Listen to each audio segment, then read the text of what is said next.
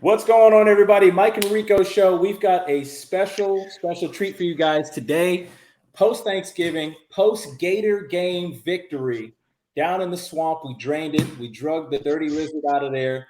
We've got the GOAT, Coach Charlie Ward, with us. We've got Kez McCorvey, number 88, the great. We've got Coach Mark Owens, and we've got the one and only Michael Langston rocking with you guys tonight. We've got a treat. How you guys doing, fellas? We can start with you, Coach Ward. You got us? Having some technical difficulty. Mike, how you doing? I'm good, man. Great Thanksgiving. Had a great time with the family, and then it's always fabulous after you eat all that turkey or whatever you're eating to play that Florida game and get a W. And I know Kez knows how that feels, and Mark and everyone. I mean, it's a special, blessed feeling whenever you win that game. I never take those games for granted. When I was a young kid, they would always lose to Florida, so you never take those games. I don't care how ugly it is, how pretty it is. It's like getting a W in the swamp is really, really hard. I think Kez definitely agree with me. It's not easy, and you just feel very blessed, and it's just I'm so proud of this team of what they've already accomplished this year. It's amazing. Coach Mark, how you doing? Yeah, I think your mic's off. There he I'm is. good. Yeah, I keep myself muted to not outburst after last night. I'm s- I'm still flipping out after the personal foul call on the Oh, Gator, so I know we'll get oh into yeah, that. Uh, We'll, but we'll, but we'll get to that. healthy family. Uh, Everything else is small stuff. So appreciate that, and then riding high with being state champs again. Coach Kez, how you feeling? Right. I do. It's a great holiday time. Sometimes got the opportunity to spend time with my family. Painted the bathroom, and then obviously got a chance to watch the games too. A lot of good games on TV, including ours, hmm and an opportunity for us to be able to establish dominance in the state. That's always fun. And so, great weekend. All right. Coach Charlie, we got you now? I hear you, but you guys are spotty. Can you hear me? yeah. You're perfect. You're clean. Yeah, you're good. Okay.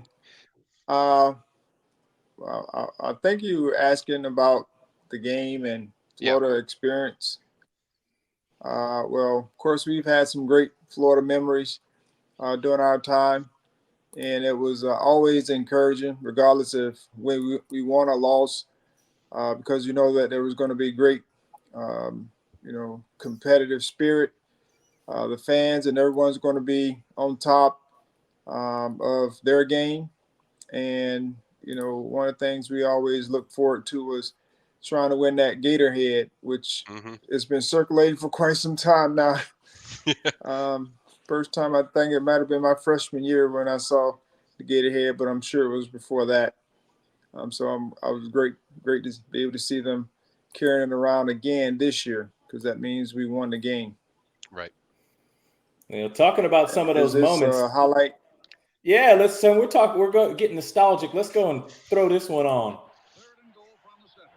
Kez, tell them what this play was. Tell them what this play was. Was it one Y? What? It was three Y or something like that. Or three uh, Z or something like that. Mm. It was like a variation of the shallow cross we used to run. So I usually run a curl, but they gave me an opportunity to run a corner. I know nowadays they call it snag or mesh or something like that, but back then called it uh, one one Z or three Z. If I'm not mistaken, Charlie. Yeah. Let me see if the tail, but yeah, three Yes, Z. Hmm. but it was off of a quick count. Yeah, I think we hustled up to the line or we snapped it quick and they were confused on what we were going Right. to run and we were able to get us an easy one. yeah. As you saw, kids was wide open on the flag route off of the shallow cross that we used to run, as you mentioned. You had some extra juice there, Kaz, after scoring both of those touchdowns against Florida. I mean, what Here's was the, another one. We had two. Yeah, this is kind of the same thing. Cut them off guard, and that's the most excited I've seen Kez after a touchdown. I'm just going to say, that's the most excited. a lot of juice, a lot of energy in that stadium, man. At the end of the game, Yeah. we had a good season, and this was like the game before kind of like this year here, the Right. game before the championship opportunity. And so you want to do well this game, and so we'll start off really good, and it's exciting. James Colsey picked off the interception. Well, that's a nice little trip down memory lane there. Let's show something of what, just to prefix this, what we were dealing with last night, and just some of the nonsense that happens when you play the Gators. Against a four-man rush. Can he escape? Can he get there with his legs? Not known as a runner. Takes a huge hit. Flags come in against the Gators. And he is down. All night long. This is distress. Kicking, punching, spitting. I mean, goodness gracious. Wow. Watch this, Chris. When he goes down, I think he gets under a lot of the contact. He gets, and the Gators hit each other. No, he's in there. He's hit. He's a defenseless player once he goes. Anybody else get fired up after they watch that? Oh, yeah. Well, that's the definition of robbery game right there. That's just pure definition of robbery game. You know, you're going to see some animosity. I don't care what the records are. You know, people really want to win this game. The coaches are excited about the games too as well, because these games mean more. They mean more. They have more value in the big picture of it. And so, you know, and it leaks over to the players. It leaks over to the players. And so those guys feel the animosity, the intensity as well. Yeah, that game definitely had some chippiness. Going back to some of the early 90s matchups, was the Florida game when you guys were there, was it just chippy? Was it just rival, or did it kind of skirt the edges of kind of like a street fight back in the early 90s, to your recollection? Well, we won all the time, so it wasn't that type of deal for us. You know, the other one was for us was, I don't say Miami, but if the Florida game was kind of, you anticipated winning, and if you didn't win the game, it was kind of a disappointment, right? And so, I mean, I hate to say that for all the Florida Gators that are watching the show. I hate to say that, but that was just the truth of it. If you lost to the Gators, or if the game was close, you kind of was disappointed from my perspective. No, you don't have to hate it, Kez. They don't have to hate it. I don't care. Yeah, we don't care. We don't care. FSU won. That's the main thing. But Charlie, would you watch that play as a quarterback? Because I know you did a lot of things when you played to protect your body. I know there's certain situations that are inevitable, but as a quarterback, what's going through your mind when you're getting ready for that play? Because you know you're going to probably get hit. Well, one of the things when you're always sliding, that's where you become very vulnerable. You know, when you're sliding feet first and you have guys coming to tackle you, you end up in that position, and you just hope that you're not in a compromising position to where you're exposed, which he was, and when anyone that slides is in that position. And so, you know, it was unfortunate, but it was very costly for them. Absolutely. Because it extended our drive. And I was grateful that, you know, Tate was able to come back from that hit, because it looked really, really serious. I can remember being hit like that before in one of our games when I played against North Carolina. But I was stumbling, not that way. I wasn't sliding, and it was a clean hit. But last night's wasn't. But I just remember being in that situation and knowing that, okay, I got checked out well, and it was okay for me to come back into the game. And so I was grateful that he wasn't out for the entire game, because it looked really, really serious at that time. Yeah. And I was, you know, very excited to see how Brock handled the situation when he came in. That was really, really big for us, those 3 plays that he played. They actually gave him keys to throw the football first down on his first play. I was losing which was very surprising. But we got a chance to see what he does well. And that was very uplifting to see him come in and not be afraid of the moment. But it was a tough – whenever you slide with your feet first, you're very vulnerable, especially when guys are chasing you or coming after you. Yeah. Coach Mark, from a preparation standpoint, during your time, was Gator Week different? Was there just something different in the air? Was there anything else as a coach that you would prepare for? I know you did a lot of stuff with special teams as well. Is there anything different about Gator Week from your perspective? Yeah, so back in the day, I had the honor of reporting to Jody Allen and right. Jody Doe, as we would hear through the hallways. And a kiss with plenty of those. He was awesome.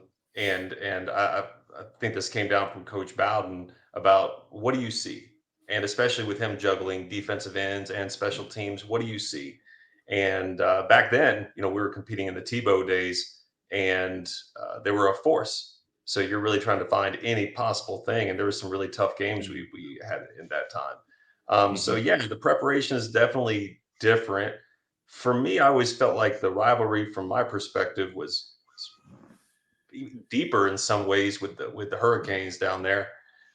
But Florida, that's always going to be your arch rival. But I think the conference part of the Hurricanes kind of comes into that. Florida ignited some things in me last night where I just saw, I liked what Coach Napier said at halftime, but some of the stuff that they did during the game, stuff that got called and stuff that didn't get called, just ignited me. And, I was never fortunate enough or skilled enough or healthy enough to end up playing in college days. But knowing what it's like to be a coach, knowing what it's like to be a father at this point of life, man, you get defensive for our boys. And when you see a lot of that stuff going on, I was happy to see the flags thrown. And as Coach Ward said up there, it was costly for them, but that air, they're going to carry that. That's the stuff that fuels into next year. Do you remember what happened in 2023? Do you remember what happened on their field last year? And that's going to carry over. So a lot of great culture things that kind of fan the flames and reignite some of those fires in different ways as we both come back to prominence. Yeah, I think there was definitely a lot of extracurricular. There was a lot of grabbing. There's some stuff that I seen, and I was talking with Mike on it, and I'm not going to use some of the choice phrases I was using last night because this is going to be a clean version because I don't want to disrespect anybody. But yeah, there was some stuff there that ticked me off. Benson got punched in the face on a touchdown run to seal the game. That's not a tackle. It's not a football move. You're just punching somebody in the face. And I feel like Florida does a lot of stuff. And even when I was there was a lot of stuff that they did, which is kind of tough guy with pads and helmets on type stuff, which everybody's tough when you've got 16.2 pounds worth of protective gear. And they just take it to another level. Miami does some of that stuff. I'm sure we do too, but Florida just takes it to another level. Had a kid that was spitting on a guy. Just as a man, that's the most disrespectful thing that you can do. Had guys spitting on people, face mask getting ripped, guys punching, taking cheap shots at the quarterback. And then our kid gets called for unnecessary roughness on a clean tackle where he chest tackled a guy. I've never seen a guy chest tackle. I think Akeem Dent chest tackled him on a sack. So, yeah, I was fired up. That game kind of brings some stuff out of you, and I was really happy that we got the win. And with no further ado, let's go ahead and bring the highlights up here.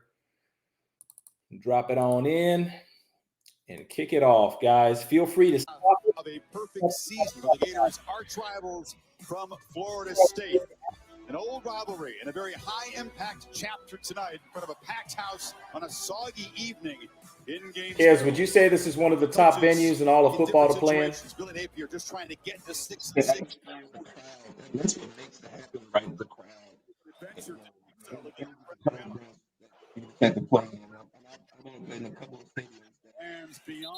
Had enough people to produce that much sound and energy. But he's got to help out Brown in that department tonight. And here's 3rd and 6. All right, got a 3rd and 6 here.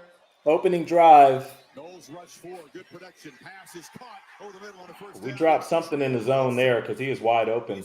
Yeah, the linebacker. If you look at him in the linebacker, you had two linebackers push wide, right? So you have two guys on one corner, then they left that guy. They had the numbers to be able to cover that, right? They had the numbers to cover it, but for some reason we just lost, the assignment of who we had in that deal. Yeah. They were really moving the ball well on this first drive. Got a 3rd and 10, and that's a great ball from Brown there on a 3rd and 10. Bring that back. Yeah, they had a lot of 3rd down conversions, man, for that first drive, and ate up all the clock. So we had the ball like 6 times in the first quarter. Stared them down the whole way. We just got beat. I mean, DB was right there. Jarian was there for the PBU, just missed it by about a half a foot. Another 3rd down here. This is their third down of the drive. Boom. We got to stick them there early. Good rally up there. He actually lost more yards because, going at back. But I think this was, to me, the big part of the game because they had a chance to set the tone and ended up missing this field goal. And that really, I think, really set the tone for FSU to kind of settle in after giving up some, a few of them were bad 3rd downs, and one was just a great play on 3rd and 10. But just kind of helped them settle in and try to settle in, and it really just that miss I think really was a big part to kind of just feel your way into the game. Charlie, we got a 3rd and 17 here. We were talking last week in the North Alabama game about the screens. What went wrong here? I think we've gone back to some of the basic screens that you run. I think early on we had some type of window dressing to be able to get the screens to where we wanted to get them to get them open. But Florida did a good job of scouting. I mean, like I said, we have an elite screen game, so they did a good job of scouting and looked like they're playing some zone instead of man to man, which in zone is very, very tough, definitely in the boundary. But there should be guys accounted for. But they played it well. You just have to give them credit. Yeah, that's one of those ones where it was kind of the pass was kind of flat. Tried to get the toe of Philly. Luckily, it's just a pass breakup. So our first series didn't go too well. We punted. Here comes another 3rd down for Florida here. Gator opponents never had to worry about the quarterback run when Mertz was in there, but the Noles have worked on it this week. We had 95 in the backfield for TFL, and we just slipped it. Another 3rd down. So at this point, the Gators have converted, I think, 3 or 4 3rd downs. Good ball. Did y'all feel like the 2 different plans for both teams having backup quarterbacks? I mean, Right. I feel like Florida came out giving the keys and letting their quarterback air it out. And then our guy came in and the plan was, hey, let's kind of ease them into it. And then as the game progressed, they both shifted in the opposite directions. Florida got real conservative. Florida State just started letting loose once they started getting things clicking. Yeah, it felt like they ripped off the plastic with Tate late in that second quarter. They're like, you know what? This is what Tate does. We got to let him go, and we got to deal with whatever it is. I think they tried to slowly go into it. And I think with Florida, they were just aggressive. They're trying to get an early punch that would give them momentum, and they did get that, but FSU punched back, and that's what made this game so great because it was just back and forth, and they did what they usually do, have all year, and they responded. Yeah, that's a good. I mean, also we were behind the chains a lot early in the game, and so of course you don't want to make a mistake, which we didn't make that big mistake, which was very good for us. We just had to settle down and weather that storm because they were playing really, really well, and we were struggling offensively. But the defense kept us in the game, which is, as Kez and I know, during our time when we struggled, especially my junior year, the defense was always there to have our back. And when you have a championship quality team, that's what you expect. your defense to be able to hold you up while the offense is going, and vice versa. So that's what championship teams do. So they get all the way down to the goal line. Fiske gets a great sack here, mixed with First. I think First got a half sack. Next play, Fabian blows up. Looks like zone read here. Mm-hmm. Blows it up in the backfield. And all year long, guys, I feel like Coach Fuller's defense in the red zone has really flashed. Draws a safety blitz right here and tackles him with his chest and gets a flag here. It's just a ridiculous call. It's just a ridiculous call. I mean, it's not a good call. It's nothing about that is a penalty. It's just a bad call. And unfortunately for FSU, they seem to deal with that on a weekly basis. When I watch them, there's bad calls. And this is kind of one of those. I mean, he clearly hits him in the chest. There's no personal foul. There's no roughing the quarterback. It's just a regular tackle. So it's just bad. If it had been like a foul, like a targeting foul, I mean, you'd have some type of targeting review or something like that. That was, I mean, I hadn't seen unless you hit him in the face with your hand or something like that, but I didn't see any of that, and they never reviewed it. Nope. Yeah, he just made a swipe effort. I guess he grazed his face mask, but he was going for the ball. I mean, obviously it wasn't egregious. To me, it felt like the officials were trying to call the game to keep it kind of even for almost entertainment value. And I know that's kind of conspiracy theory, but I just have no other explanation for this call. It literally gave the Gators a touchdown. They were going to have to kick a field goal here. So it was a free 4 points, big swing. And Coach Norvell absolutely lost his mind on this call. So they end up punching it in. Yeah, absolutely, Coach. Absolutely. Yeah, we missed the gap on this right here too as well. This play, we missed the gap. All that dressing, window dressing, kind of confused the guys. Charlie and Kez, when y'all go through that, when you see your coach get out there with that fire, what does that do to you guys when you watch that? You know it's a bad call, and then your coach goes in there and shows the fire. What is it? I mean, I guess what are you feeling when that happens? Defending. You want to defend your coach. You want to, you see his fire. You see him behind you too as well. He's in the fight, and so you get ignited as well. We have a long third down, and also. Go ahead. Go ahead, Coach. Big off what Kez. Also, I mean, he's doing his job because the players can't vent their frustration. So the coach needs to do it to show to be able to support the players. So he's just doing his job. Well, the Gators go up 7-0. We kind of lose our composure defensively, as Kez pointed out. We missed the gap completely, and it was a walk-in touchdown. Ensuing possession, we get behind the sticks. I thought our first, second down calls were pretty vanilla. Like what Mike said, we didn't really want to take the plastic off Tate early to kind of protect him a little bit. So we get a 3rd and 14. Looks like we run a rollout here. This sequence I thought was really important in the game. It's one of the things that kept us down. So obviously 3rd and 14 is tough to pick that up. So the ensuing play, Coach Mark, we draw it up. We worked on it all week. We prepped it. And we can't get the call, and we snap it late, and it's out the gate for a big one. Oh. Coach, how many hours go into breaking down that fake for this moment, for this game? Oh, man. I'd be crying inside, It's not like you can just go erase it from memories and Men in Black them and come back and do it again. But yeah, whoever was the brainchild behind that play, man, you're boom. God. Hey, you know what's funny? When I was looking at it, if you go back to the beginning, you look at the alignment. I'm watching it with my kids, my wife, and I'm going, hey, that alignment right there, that is a really narrow pathway to get that snap through. And so I was like, just watch, like something's on right here, because that pathway, look at where the snapper is on the hash. There is no path. It was closed off. So I'm surprised no one picked up on it. But little things like that, yeah, they peak to you. Yeah, that would have been a huge play. I thought it was a great call there. I mean, it was a little risque, but it would have worked, but we couldn't snap it in time.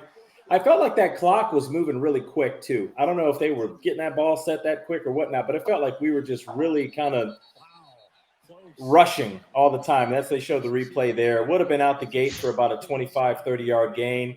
And at this point now, it really felt kind of like we were going to be in a battle. That wasn't a great snap and almost got it blocked. Yeah. And we ended up kicking it out of bounds around the 45 of their side. Yeah, I was lucky to get it off. They shift the punt formation on the next punt because of it too. Right. So, I like to see the adjustment.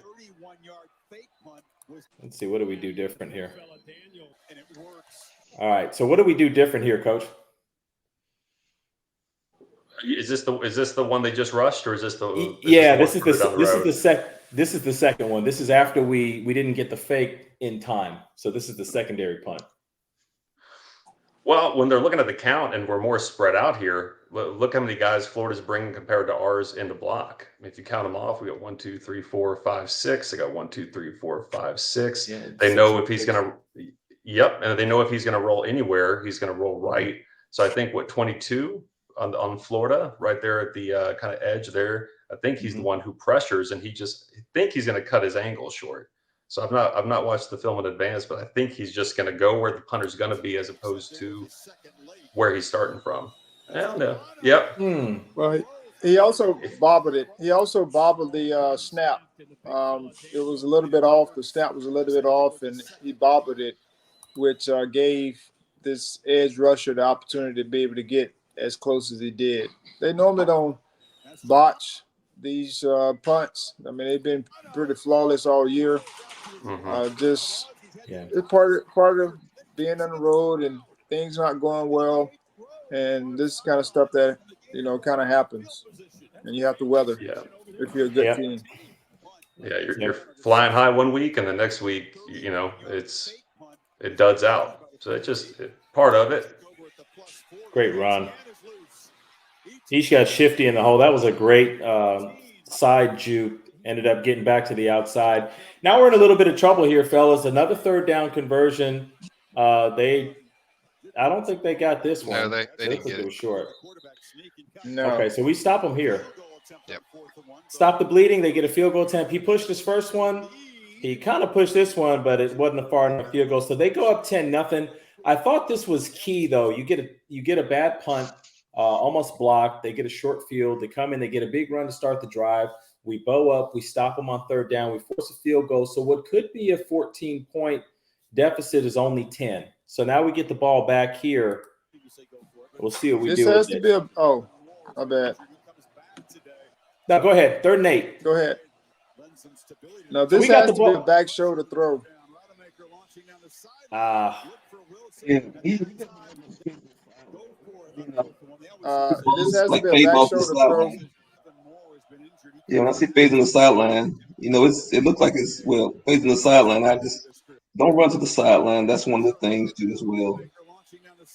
See how much room you got. This is hard. You take away the space from the quarterback, and so But Johnny does that a lot on the boundary. I mean, he does that too much, in my opinion. He allow those guys. He's too big to be allowing guys pushing him all the way to the sideline like that. Yeah.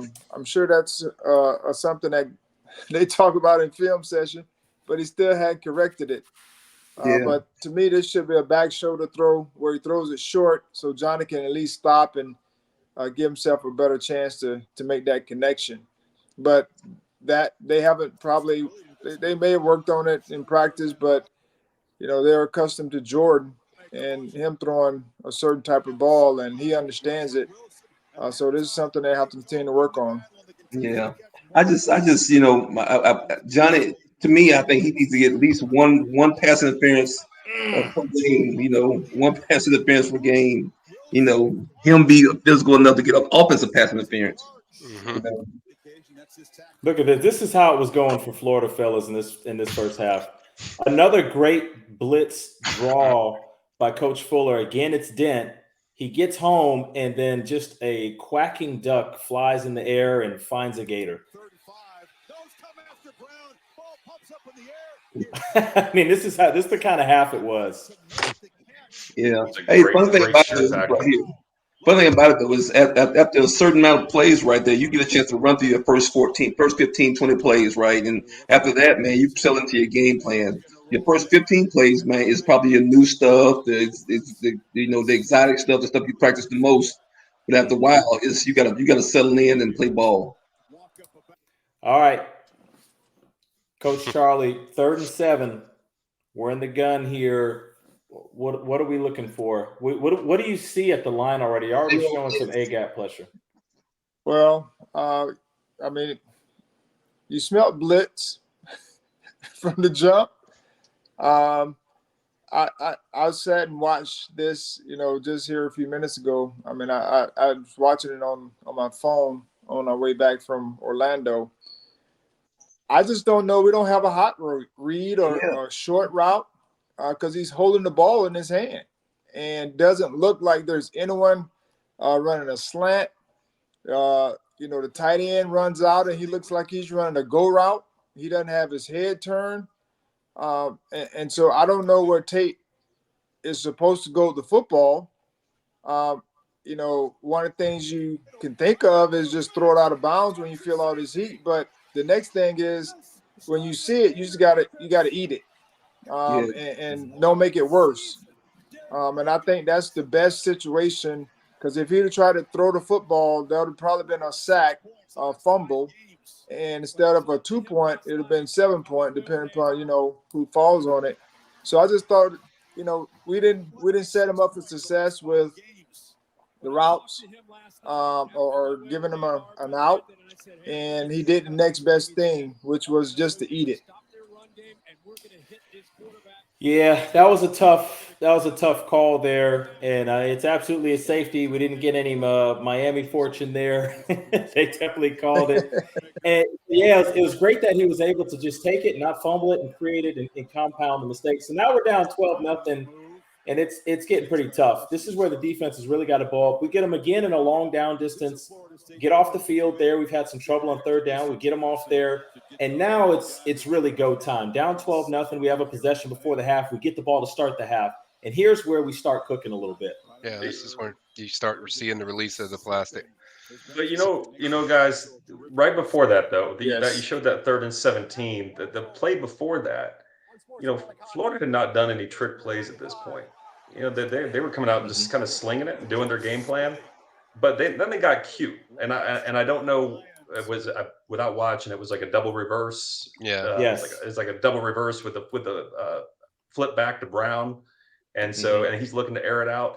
And that it's the little things that less disciplined teams that we watch, right? Like the game's nowhere near over, and guys are completing a 1st down, and they're throwing up 1st down signs as a losing record team, and they're getting excited, and I get that part. But the disciplined teams, I feel like, man, they sustain themselves. And the coaching side of it, at the point that they're already beating us without the trick plays, and they start pulling out that crap, and it does because we've got a disciplined team. All of a sudden, to me, although like this highlight doesn't show it, that's where some of the momentum shift really happens. So the players are like, well, we just did a trick play. That didn't work. And to me, I think that starts triggering something. And it's a lack of discipline on the coaching staff, in my opinion, to get away from the stuff that's already working for you instead of just keeping mashed down on the gas pedal. This is where stuff really got kind of nasty. Go ahead, Charlie. One of the things I like to see us do off of this, I know this is where Lions got the spitting off of this screen game, is you see Johnny coming to take care of the linebacker on the screen. This would be a great opportunity for him to fake that and continue to go up the field or across the field while the linemen aren't going down the field. And even if they are going down the field, you can still throw it behind the line of scrimmage. So trying to find a creative way to get, even if that's Keon Coleman or someone else that you may want to, get the ball to, that's just another creative way to run a screen and, get the guys or break a tendency, I should say. Maybe I'll share that with the coaches. Please do. Yeah. We'll take it because this ended up being a loss. Ran it to the short side, didn't have enough room. We referenced earlier Lions with the spitting. At this time, I'll be honest, I was getting kind of pissed off watching the game because that's just now it's getting crazy. We're getting our butts kicked, our players getting spit on. But to Coach Mark's point, discipline starts to really hurt the Gators here. Okay, you see a whole. I mean, that's just It's a Bush plume. League. It's a plume of spit. Yeah. It's not even a loogie. Psychology is a big part of the game, right? You know, where you can tell who's the underdog and who's not the underdog by, you know, stuff like that, right? Who's used to winning, who's not used to winning by, you know, uncharacteristic things like spitting and all that kind of stuff like that. Yeah, just bad. Let's talk about some good ball here because Kez and Charlie, this was a dime here. Oh yeah. And you look at the coverage, right? They rolled it late a little bit, so it's kind of like a cover three. It's the safety rolls to the middle of the field, and you get a little seam there that he gets to spit it in there to that side. I mean, I didn't know. I mean, I didn't. Just how did he know to look to that? First of all, I didn't know. It didn't look like it was his first read to see that, and he put it on him. Yeah, that was nice. It was at that moment when I was like, okay, we're gonna be all right. Great move, Philly, the balance. Yes, actually, that was a back. That was a weak side read because they had a dig go combination on the front side of the trips, and so actually it was a nice read by Tate and throw. Considering the coverage, as Kez mentioned, it was a cover three look with a robber type of probably robber type on that deal. So the throw was where it needed to be in the spacing. He hit his landmark, which was right on that hash, especially if the ball is on that hash, you got to get as close to the hash as possible. And that's what happened. Look at this rollout. What a ball here. What a catch. That was terrific execution down there. I'm gonna be a technician now. He needs to come back downhill. He's trying to stop his feet now. His suddenness on the top on the route was nice. I love the suddenness on the stop and the look. So I mean, he gave him a look like he was looking for the fade route, but then he put his foot in the ground. But just keep coming back downhill. Great catch. But just the end part of you would hope he would come back downhill. So could he have made that a little bit easier on himself, Kez? I think so. I think he could have, but you know what? Honestly, he is 6'7" tall. To be able to stop like that, to win like that is elite anyway. So it's hard to coach a guy when he just he got all those different skill sets that give him advantages. Yeah, huge score here before the end of the half. So 12-7. What were you going to say, Coach? Yeah, I was just going to mention, on that. I mean, that was our route combination for the night on the sprint out game. So, I mean, that's essentially what it was. And we were fortunate with Johnny's catch. When I looked at it, I thought he was like had his toes on the sideline. he was on the other side of the hash. Yeah. Hash marks. Just keep coming down. And he reached out to catch it, and the ball was out of bounds. Yeah. He's long. That's a long catch radius. It was a great throw by Tate. Yeah, so on this drive, he has the seam throw to Bell, which was just an absolute dime.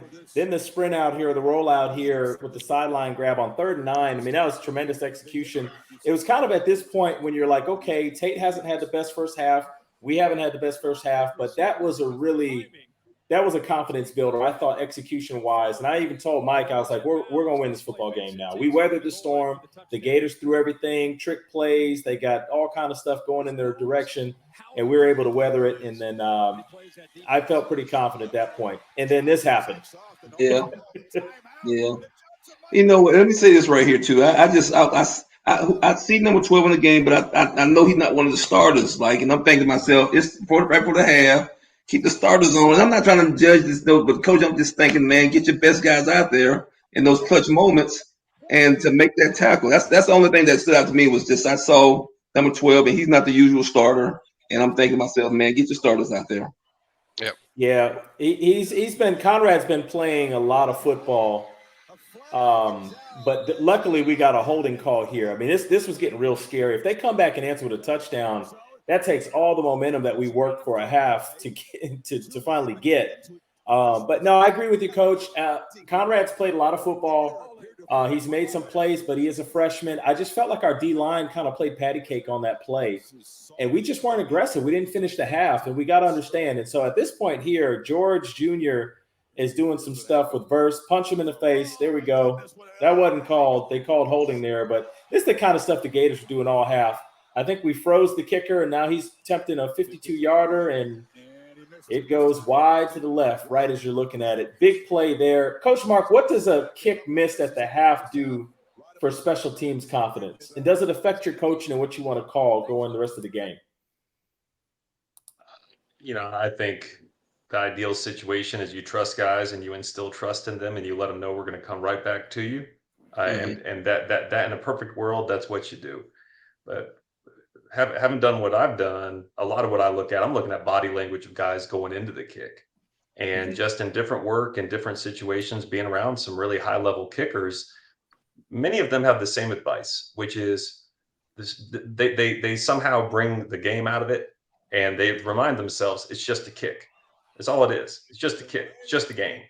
And with this guy, every single time you watch him kick, stack, is it? He Smack. takes Smack. There's a huge breath. Right. And it's not a hey, I'm gonna go ball. To me, I see it as, hey, I don't want to mess this up. Right. And so when you see him take the breaths, man, yeah, if you see that as a coach, to me, I would want to talk to the player and go, what's going through your head before you make this kick, man? Like what's the worst that could happen? You do that at practice and you do that at a variety of different things leading up to it. But yeah, there's a lot riding on the game. So it all starts way. Ideally when they're kids, you just remind them it's a game. But it definitely plays into, imagine if he continued to miss, how would that play into trusting him with a fourth quarter kick? I would take some cojones to stick with it. So yeah, I think it definitely weighs in when you see some key misses. But 52 yards, that's a tough kick in a hostile environment. So I don't necessarily think this one made it a coach waiver, but some of that body language stuff, you try to get out in front of that if you think something's going on. Yeah, if you watch it, you called it. You're going to see a big, deep breath and a shoulder shrug, and it doesn't look like a confident one. He's staring down his target. Usually most kickers, I remember, Graham and Dustin, the kickers that were there when I was there, those were Groza guys. They were really focusing on the holder here in their demarcation for where they're going to actually launch the ball. This guy's really staring down the goalpost here, and he's going to give a big breath, and it just doesn't look like a confident one. There it is right there. Well, I don't mean to be mean, but he does have time now. Mm-hmm. Yeah, I think that missed field goal plays right into Florida State's game. Right, we've been a second half team. If they go in, it's almost better. It's almost better that they didn't get down there and kick the field goal and then throw it down there and miss it, because now the mentality is we just got away with something. We got some momentum before the halftime, and then we just took moving away from you. A good turned into a bad. Yeah, I think the other thing too is, like, if you watch that kick, he's trying to overcompensate for the pass rush that's coming in. He's pulling it away from the guys that are coming in the block. It's like he was fearful that not only the kick, all the breathing, but he was also trying to pull it and overextend to what just kick the ball. And so that plays into everything. Middle, physical, whatever. He doesn't have the leg strength, Michael, and to your point, if he doesn't have the leg strength, and he knows, if he doesn't have the leg strength, his trajectory is going to be lower. So he's going to have to be that much more mindful of where the rush is coming from. Mm-hmm. So, just to compound your point. Mm-hmm. All right, so we come out here 3rd and 10. First drive, really need to get some momentum going. And Tate has really got a good connection with Johnny. I believe he goes to Johnny here on 3rd and 10. Boom, right across the middle of the field. Johnny does a good job staying tough, making sure he gets to the sticks. And now Tate's getting a little bit of rhythm. Now 1st and 10. We have yet to see Mr. Coleman yet. Middle of the field, boom, stick. plant the foot, get upfield. Kez, how do you like that? Right, the rhythm of the quarterback and the route was good too, so he get a chance to run with the ball. The route was good. It's really just it's a couple of curls, right? It's middle curl, and so he got a chance to find the open space and then come down, and he had enough space coming down and taking the ball to where he has enough time to become a yacker, run with the ball, and so he's done a really really good job of jacking with the ball. Especially he's good at that. He is really good at that when he gets some space to be able to catch the ball and run with it. Now, Coach, I the know old Y option there. Yeah, it did find that space, and he's good at that. I would like to see him do more of that, finding running curls over the middle, finding the open spaces. He's a good zone and first down getter, and so I would like to see him more on third and longs, get some opportunities. Coach Kez, coming back to the ball, I know you're a tactician, and I know you coach this. Watch this last little move back to the football and the effect it has on the ensuing tackler. Oh yeah, it keeps the spacing right, and then you get a chance to now have enough time to be able to yak the ball. Boom. That's what makes that missed tackle. Coming back to the football. You know what it's called too? It's called getting off the train tracks, right? There's a tackle, there's a catch alley, and there's a tackle alley. If you get off the tackle alley, guess what? You got a chance of making some yak yards. And speaking of yak, yeah. He's so fast, man. Golly, when you look at him, you don't think he's that fast, but I mean, look how he eats his angle up.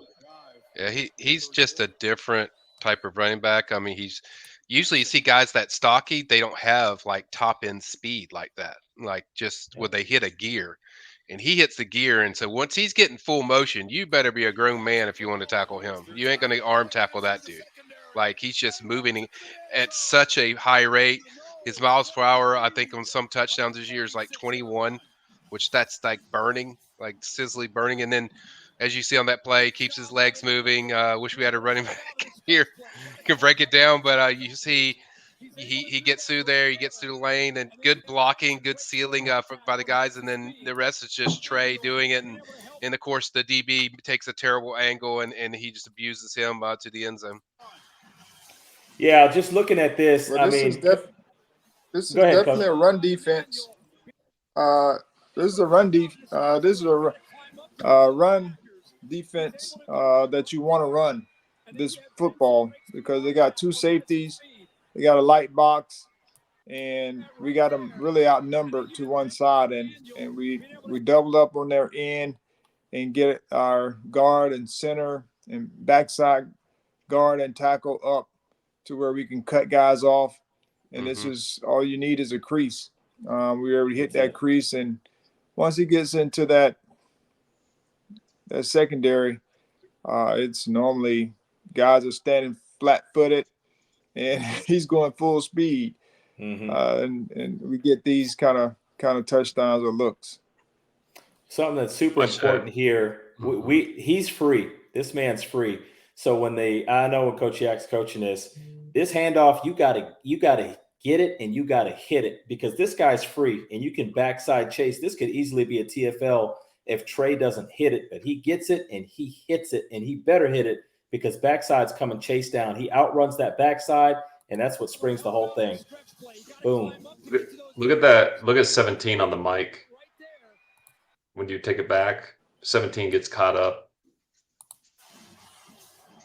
So it's not only that missed tackle, but backside backer coming to help Phil. He gets caught up on 53, R53 right here. So he's going to get caught up in all that wash. So one missed tackle. That's it. Yeah, a lot of Trey's runs are like that. If you watch it, we'll see it near the end of the game. It's kind of a similar thing where you're looking for a small crease, and that's what Yak's been working with him on is when you see it, attack it, Trey.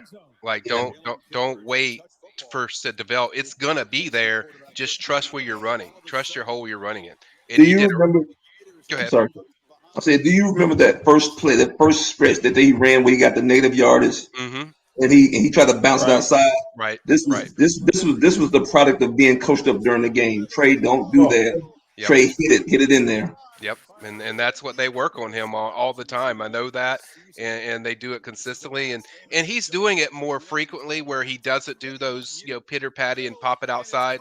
And certainly he's learning from it, but just a great play. I mean, just made a big game-changing play for FSU to really, okay, they're winning, but they're in the game now. Now they feel like, hey, we're in control.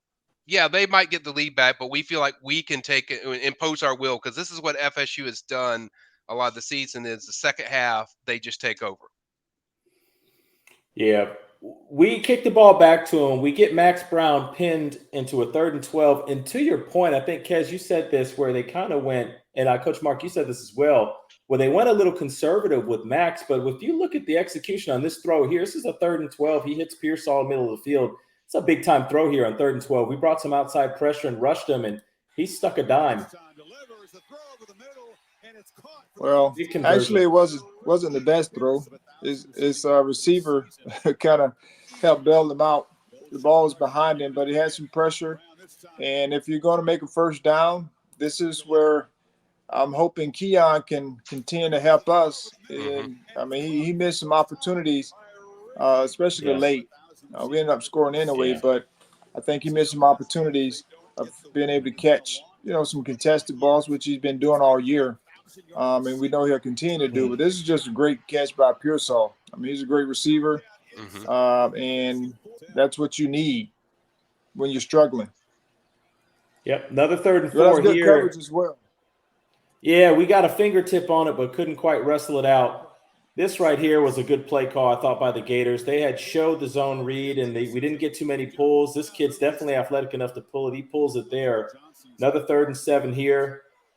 They've kind of marched down the field, executed a couple 3rd downs on us. This time we sat home on it. Good job. And we set up a field goal attempt now. Fiske played a really nice game. Yeah, I mean, and that's the thing of this game. If you look at the story of this game, when they had a chance to really put their foot down and get touchdowns, FSU held in the field goals. The defense rose up. And that's kind of, for me, that was the story of the game, along with Trey Benson and his runs. But the defense put him in position, and the offense, it's like they alley-ooped it, and then the offense just spiked the ball and took it over. But I think the defense really kept them in strain with just holding them to 3 points all these times. He almost caught this. Kez, what are you thinking when you get a go route down the sideline and a ball like this?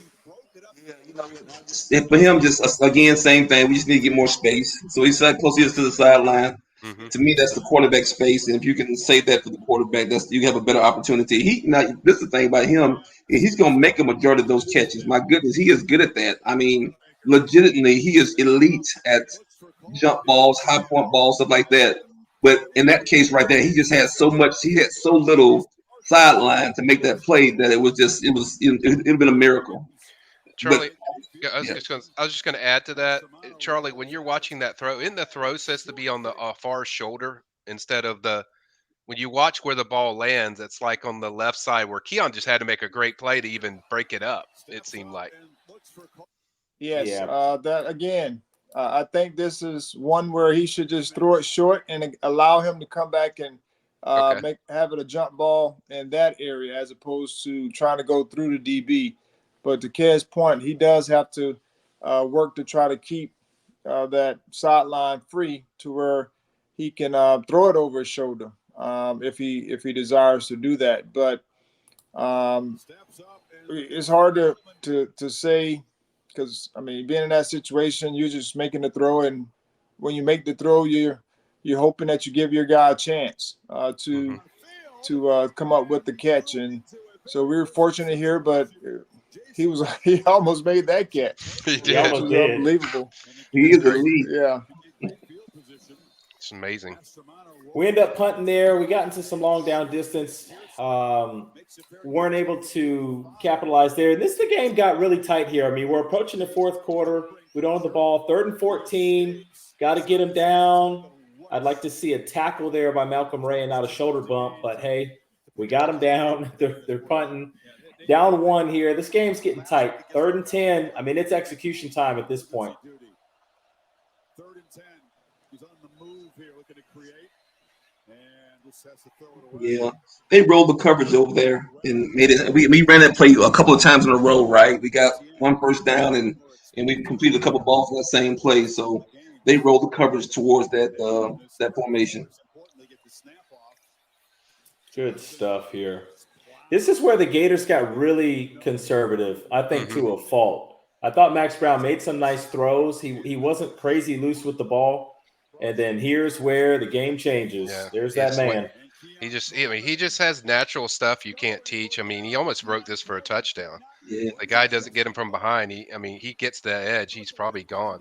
Like, he just has an ability, and Kez can talk about that. It's like he sees stuff before it happens, Kez, really well, even on those punt returns. And he's never done punt returns before, but he is so natural at it. Yeah, the fun thing about it, though, like people were saying, that he's 6'4", 210 pounds, something like that. My goodness, I mean, you don't have those guys returning punts. Those guys don't return punts. Right. His kind of violence as a punt returner. We've had a lot of awesome punt returners, but it reminds me of Preston Parker is who comes to mind. Only bigger. Yeah, only bigger, but Mm-hmm. Preston had a return. This one reminded me of Preston's return in like 2007 versus Colorado. He broke like 7 tackles on that thing. So watching Keon, I like the violence of him returning. That's pretty awesome. My son goes, how come he gets to catch it earlier, closer than the 10-yard line? And then as he returns it, I said, that's why. You don't care where he catches it, because you just feel confident that when he gets the ball, he's going to create something, and the blocks are set up well, and he's done the same thing when he catches the ball as a receiver. He is really hard to bring down. I mean, Kez can comment on that. Just his ability to absorb contact, Kez, is that's not a rare quality for all receivers. He's got some stuff that's just unique of the way he absorbs contact.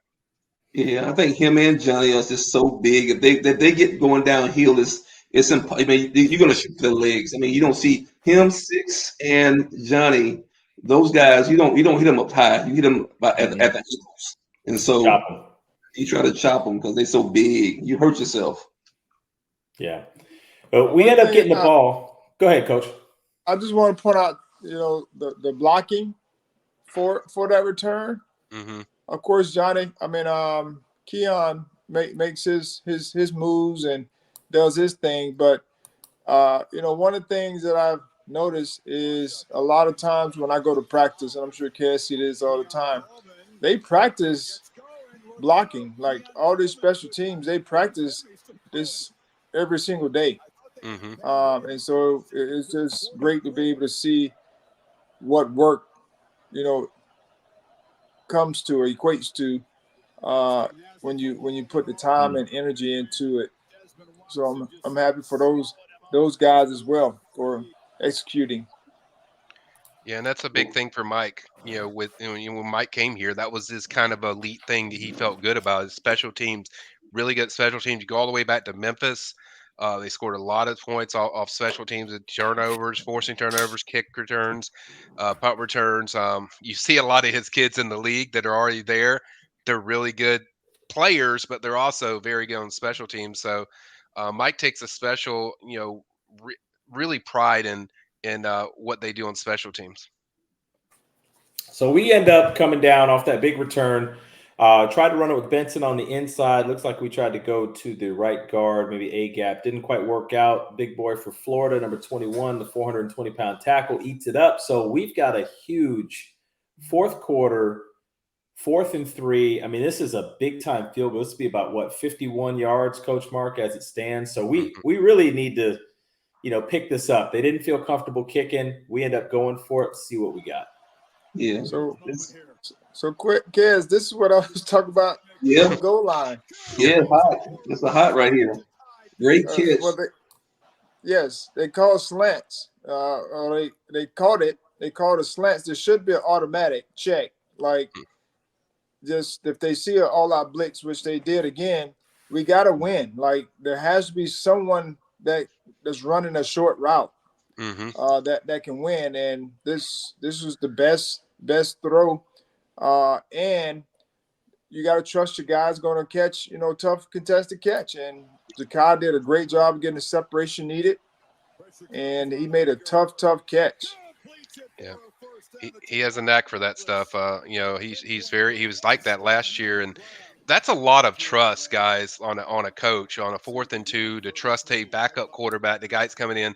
You got to win that route. You got to win the spot. Kez, talk about that when you're winning that spot. What are you thinking of when that route starts? Because you know you got to be there.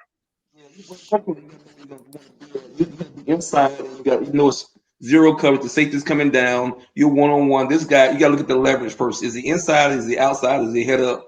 And then the only thing I would say for him is just flatten that thing out a little bit more so you can get away from him and not let him undercut you. But great job of getting inside so you give the quarterback an opportunity to get the ball to you. If I'm playing devil's advocate here for Florida, I'm not quite sure. I mean, you brought pressure from the inside here. I'm not sure why this DB was lined up outside, because obviously they bring pressure. You're thinking the quarterback's going to have to hit his hot, which is going to have to be logically a slant, because an out's going to be tough to even get to the sticks. I'm not sure why this DB lined up outside leverage. I love the fact that he did, but I think that was a boo-boo on their half. Yeah, but I would also like to see us run an inside go route and bring that outside, the number one receiver underneath on like a slant, if you know it's man-to-man, because that's going to cause confusion between the two DBs, and they have to make an adjustment. And that's an easier throw and catch, in my opinion. It's just changing up the route combination. Yeah, that probably would work here. I mean, if you look at him right here, he's committed. He could probably break inside and be right up that seam for 6, really, if they ran that. He could come right underneath him. Well, think about this right here. Send him outside. Yeah. But think about this right here, too. Slot. 4th and 3 in the pivotal game. Who do they go to?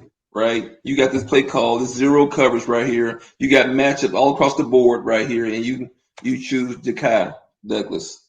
And so I don't know if that was in the play or him and Tate have been working together and Tate feels comfortable with him. But it says something to say that he trusted enough to go to his guy, Ja'Kai, in that moment. I had something, Coach Charlie, we talked about this when we were talking about North Alabama.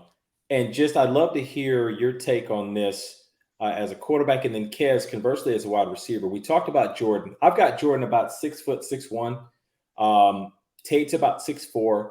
Obviously, all these linemen are big, but they're bent. They're in a combat stance, so you're not getting the full extension of their height. So Tate can see him directly with that height. That release point is going to be here. It's a little higher. Is that a factor for completing this ball, for Ja'Kai to be able to see his quarterback, see the release point because of the extra 3 inches of height? Is that a factor? As I mentioned earlier, every quarterback has to have a throwing lane, and he has a big window, as you can see. There's nobody in his face when he throws his football in the throwing lane. Everyone, there's a big gap there for him to throw the football. So regardless if he's 6'5" or 6'1", that's not a big issue here. Now, if someone was in his face, then that's something totally different. You still got to hope that they don't put their hands up, because if you're trying to throw over 6'5", when they raise their hands, they're 7 feet or so. Right. You're not getting over them anyway. You got to change your arm angle or whatever it may be, which is, most quarterbacks are capable of doing. Now, from a wide receiver standpoint, it's a lot easier. I think Kez can talk about this, but it's a lot easier to pick up the football when there's a throwing lane, as opposed to when there's not one. But you still have to be able to track it and get your head around. And when the ball gets there, regardless of how fast it's getting there, you got to be ready to put your hands up and catch it. So I just think there's a big throwing lane here. The offensive line did a great job of picking up and squeezing the pocket and giving him that throwing lane. And, it was well executed. Yeah, they can look at each other through this lane. I mean, there's no bodies right there. There's a space like you're talking about, Coach, and you could see the eye contact right there. So this worked out great for us on 4th and 3. And Jakai's made some huge plays. I mean, he had the huge catch 2 years ago against Miami from Jordan Travis down the right sideline. He played huge in the Pittsburgh game, and he shows up again here. Another 3rd and 3. Great ball. There's that man Johnny again. Yeah. They had great rhythm. When I watched it, I'm looking for the rhythm of when the ball comes out of your hand. Gotta get that. Gotta squeeze that, Kez. You gotta squeeze that ball. Yeah, gotta have that one. That was one. He usually makes that one. That usually is a done deal. It is. I don't know if some light got in there. We couldn't, he just took his concentration off because they had it. You could tell by Tate's reaction, like he knew they had what they wanted. Like they had Keon 1-on-1 on the outside. You're going to go to that every time because Keon wins those, and he won it. He just didn't finish it. Yeah, Keon makes this catch 9 out of 10 times. Unfortunately, here he did not. I think he stopped short and tried to catch it at a higher point than what he could have or would have if he would have kept going and just came back to catch it. Yeah. If you understand what I'm saying, because he stopped the jump as opposed to just keep running and then stopping to come back because the DB was going with him. Yep. So this just misjudged. He misjudged his jump. I thought the pass was where it should have been. Where only he could catch it. I just think he misjudged the jump. Yeah, that's you might as well take a picture of that because that doesn't happen often with him. Like that's his specialty. Oh, get through there. Inches. Now they got him stacked to the left. Florida has one defender down here. Some confusion and some tired dudes on the field. Play of the drive. Yeah. If you watch from behind, you see the guard. I mean, the tackle gets across the guard's face. Not only that, Kez, if you watch that play, we played 100 times. If he just fakes that and you slip a tight end over like a Morlock, that's a touchdown. And I think that's kind of in the play, when they go to the ACC championship, there's some plays where Tate can pull it back and either run, get some yards, or find the guy downfield. So I think that's kind of the next step. Maybe they need to, show more of. This looks like uncertainty, guys. He takes a jab step to the right immediately. And if he gets there right away, watch this jab step. Boom. I'm not sure why, but that allowed for his face to get crossed for that play to be made. Yeah. Because it's there. If he gets there. Yes, sir. Yeah, lineman. Yeah, right guard. The right guard? Yeah. It's there. It's there. If he gets across, if he gets this block, this is a touchdown. Because it'll come right off the right side of 48. Yep. But the right guard takes a step to the right and gets beat. Mm-hmm. 15 did a good job with UF here. You look at 71. 71 does his job to get him out of there, but at the same time, it opens that wide open when our right guard gets the guy crossing his face. Yeah. So there's nothing to get caught up in the wash in because 71's out of the play at that point. Now he needed to, but I mean, if he stonewalls 15 right there, then the whole thing's all washed up, and our right guard getting beat never makes a difference. Yep. True. That's fair. So we get stoned here. We bring in Fitzy, short field goal. It's been solid all year. This is a crunch time kick. I mean, it's a short one, but 7 minutes to go to get the lead. The way our defense has really sunk our teeth in to the Gators in the second half, it's just a huge kick. Yeah, Mark, you dealt with a lot of kickers and special teams. I mean, seeing the kind of difference with Fitz throughout, compared to last year to this year, the gain of confidence. I mean, how hard is that to, I guess, balance throughout their career of confidence? This is a deeper conversation, but I think it even comes back to how people are raised. Okay. Yeah. I mean, you take if kids are treated with loving care and they make mistakes and you tell them, hey, I still believe in you, that creates a different environment and a culture than, hey, if you mess up, you're out of there. And I think that's one of the biggest things that being an FSU fan, I appreciate about Coach Norvell is you can tell this is a disciplined, high cultured and high care team. They genuinely care about each other. They're disciplined for each other. So that's my short answer. But believe it or not, so that's the coming back to a guy and letting him know, hey, we're going to stay with you. To see this kid's growth for us, man, that's been awesome to see, because he's had that consistency and that culture behind him.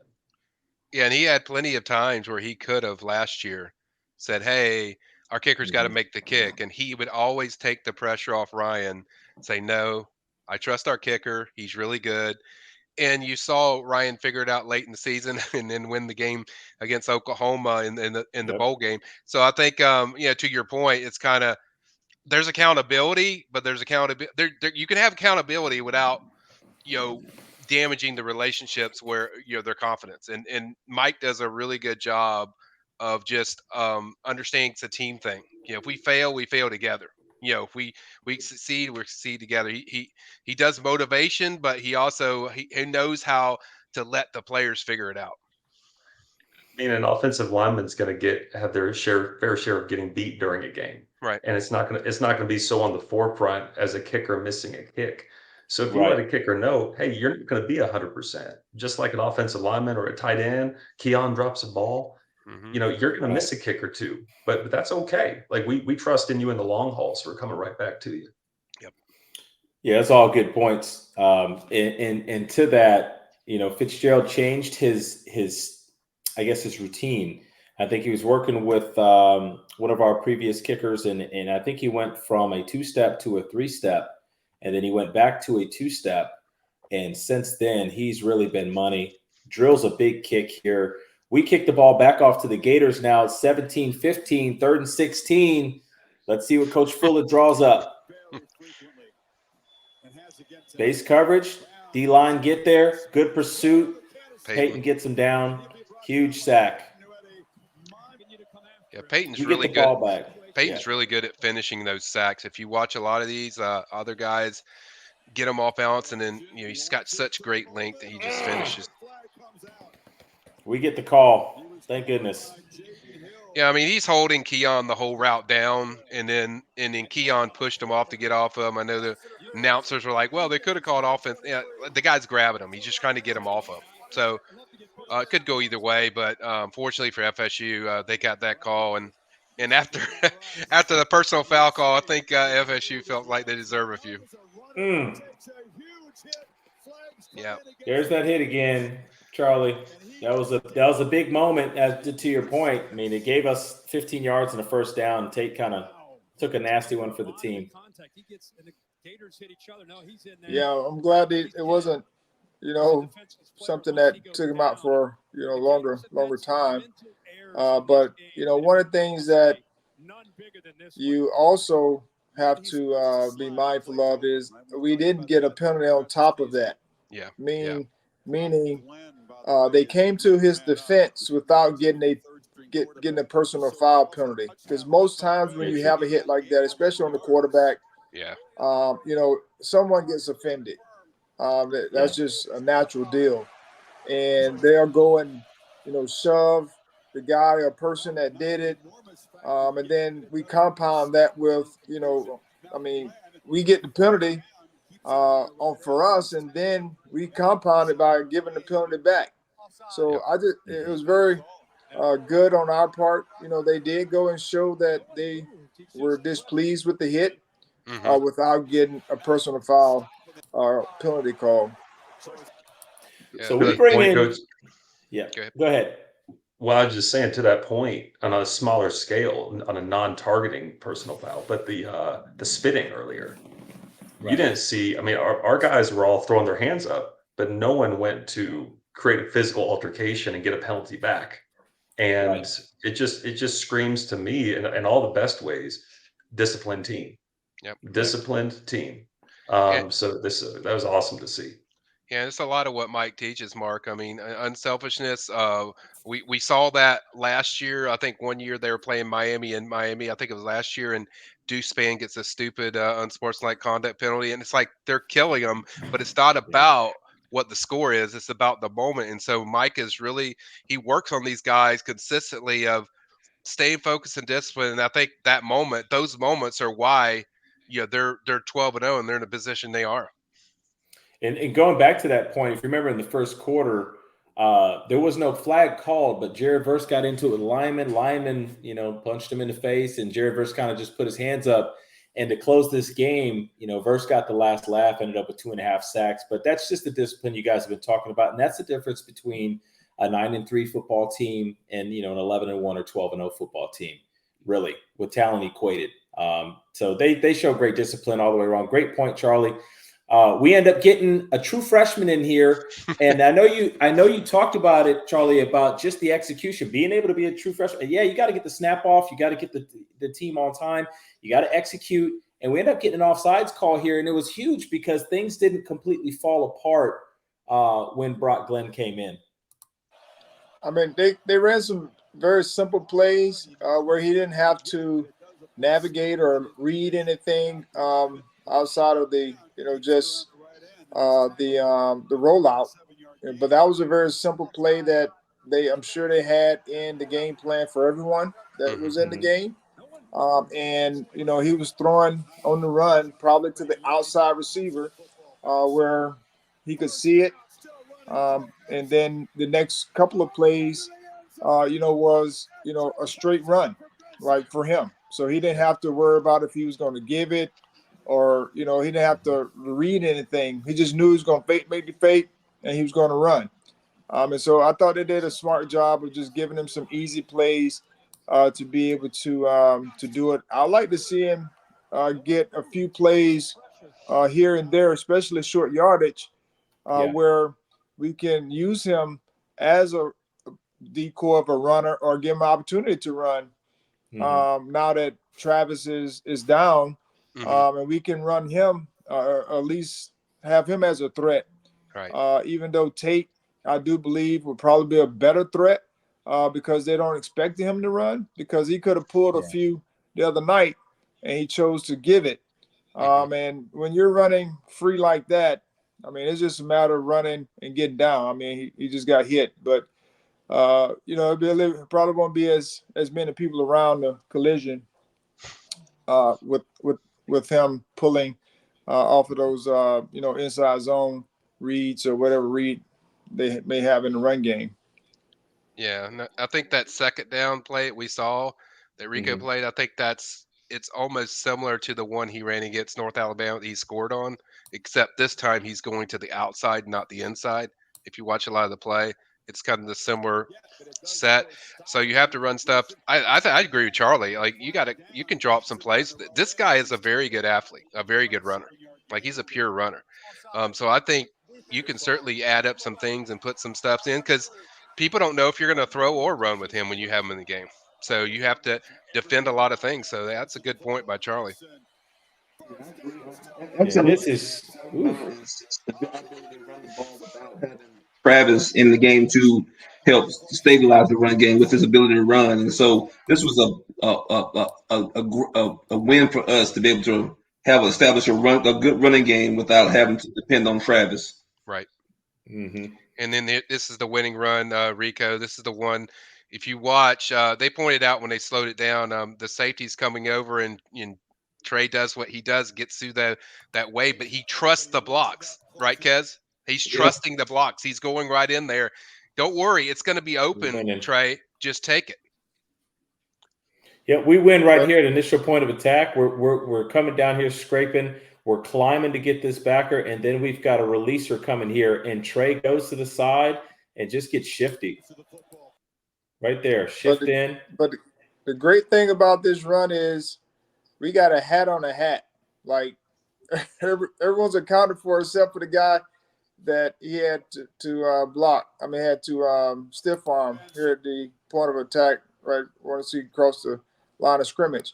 And that's normally the case anyway when you have, you don't have a receiver out there to block him.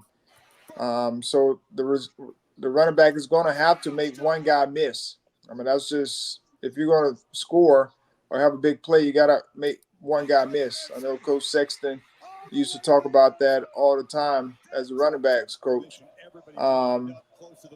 And I just thought, Trey ran with great force here, also protected the football while he was in traffic, and stiff arming guys like they were like Pee Wee football.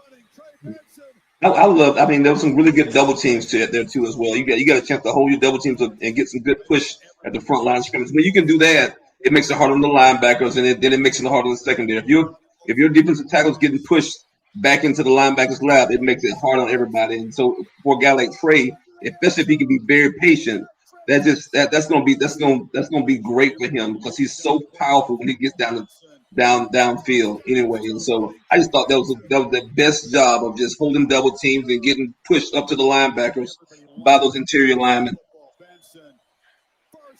Especially on the right Phenomenal side. run. Yeah, phenomenal run there. You couldn't get any more clutch than this run here. And then, of course, we have the finish here. I don't know what kind of tackling that is, but it was just all night. Yeah, I just don't get that. Why are you not making a play on the ball? Like, the ball's right there. He's backing up. If you put two hands on the ball and do a hip drop, you might rip it out. That's not the Gator way. Apparently, we want to punch somebody in the face. Go back and look at the corner on the bottom of the screen, number 3. Everybody lined up close to the football. Benson. First down, still running. Trey Benson. So 3 just gets spun around, man. Again, had a big guy coming at him. I know. Business decision. Better him than I've been me. trying to spin around too. yeah. I mean, yeah. Once like I said, once he gets the wheels going, you better bring it. You better be. You gotta have to make a business decision, or you gonna go out. You're a grown man. You're gonna go try to tackle him, because you can watch it in between here. They show this is kind of the point I was talking about, where the safety's coming up, and the safety doesn't go at his hips. He goes at his hands. You can't tackle Trey like that. And then Trey pushes him off, and it's off to the races. Yep, you talk about hat on a hat. Yep. Got to make one miss. We're climbing to him. It's a phenomenal run. Yeah, just push them off. See you later. Got to go through his hips. You cannot do that against this good of a back. He's got low center of gravity, great balance. And it's just funny too when you see these games. Mark and Kez can kind of talk about that. Like, you see the difference in execution and discipline and in fundamentals and stuff like this late in these games. With this team, they don't miss when it's time to hit a play. It's like we've seen it all year in some of these close wins they got, whether it's the final run Trey got against Pittsburgh to put the game away, or just finishing close games where you need to block it up right for Keon has a chance for that jump ball at the end in overtime against Clemson. It's just like these guys have such a high execution level of stuff they work on. It just feels like the great teams find a way to execute those plays at the end of the game. Kind of like you and Charlie in Florida when y'all won.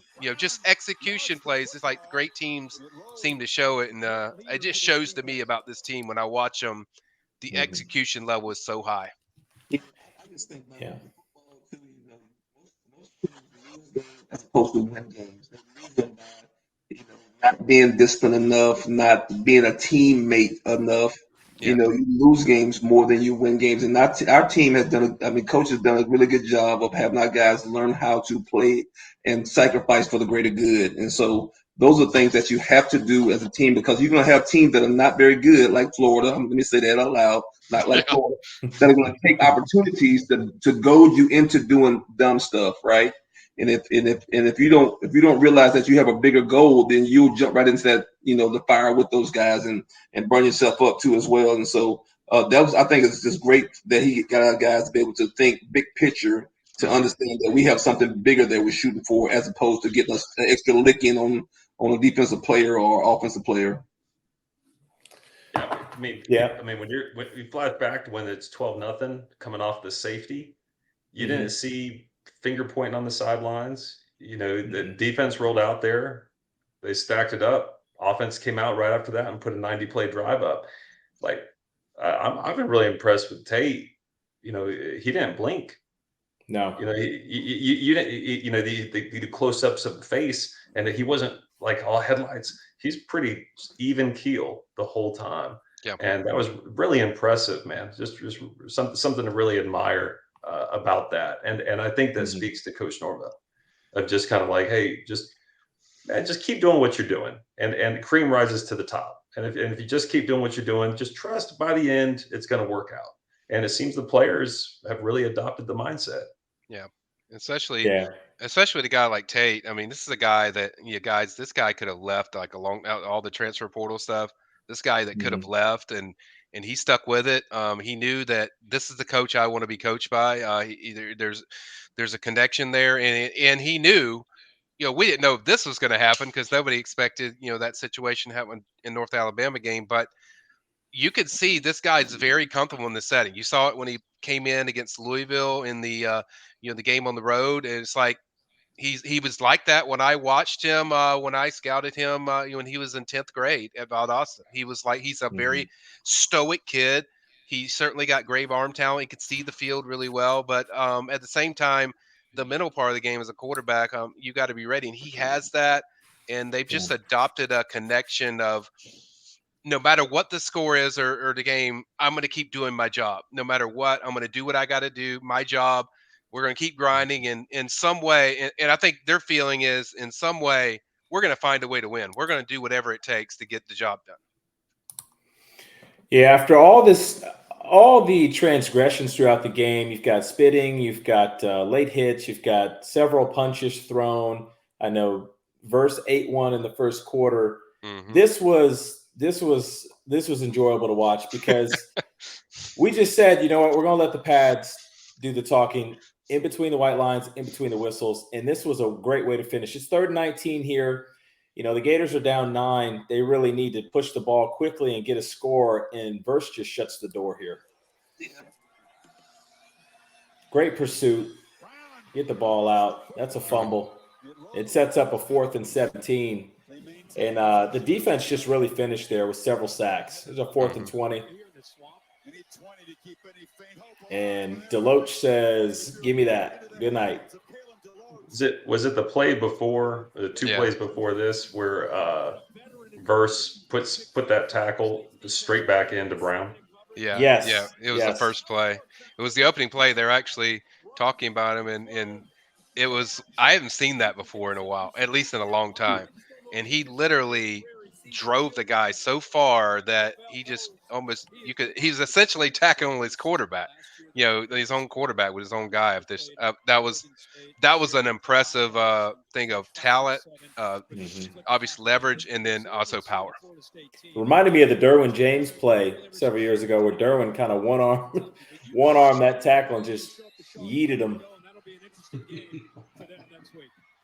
And you can see right here with Mike how this is different. This is a different feel when you beat Florida. I mean, it's just different, and he knows how important it is. And that's the other thing I like is he understands how vital the Miami and the Florida games are. Right there. I'm sorry to cut you off, Mike. No, you're good. What do you think he said to this referee? I don't know if I. He said, "I need your address to send you a Christmas card." This is a PG show, so we got to keep it clean. But that was the most. That's the maddest I've ever seen Mike after that one personal. I've never seen him like that to that level. It's usually like real quick, bam, we're in and out. He said it like 3 different times. That is blank. And yes, yeah, and that's the maddest I've seen him. But just his emotion after the game, you could tell, like, let's go. We got this win. This is big. You guys, to your point, Charlie, I think he was saying, you guys didn't do your job, so we got to take care of business ourselves. Watch this here. I think this is very indicative of who Mike is. Watch this. So Mike has an issue with this official, right? Once we get this snap off. And he gets a parting shot. He gets some words off, which he should. Well deserved. But watch how he changes his demeanor to greet Napier directly after. Watch this. He sees Napier, shifts. That would have been me. And then comes right back to getting hyped up. but he had the class. He had the class to shake Napier's hand and kind of calm down and then get back hype. It just shows the respect level that Coach Norvell does. I mean, he operates in pure class. Yeah, he is very good at controlling his emotions. You see that a lot, different points, but yeah, I think that was kind of different. I've seen him excited, but that was a different level of excitement of when you win at the Swamp, when you beat Florida. It's just a different level of feeling. I can't explain to people that haven't gone through it. If you haven't lived through it, whether you've been a player or you've been a fan all your life, or you lived here all your life like me, it's a different feeling when you beat Florida. So the Noles go to 12-0, and now we get to the part of the show where we talk about what's coming next.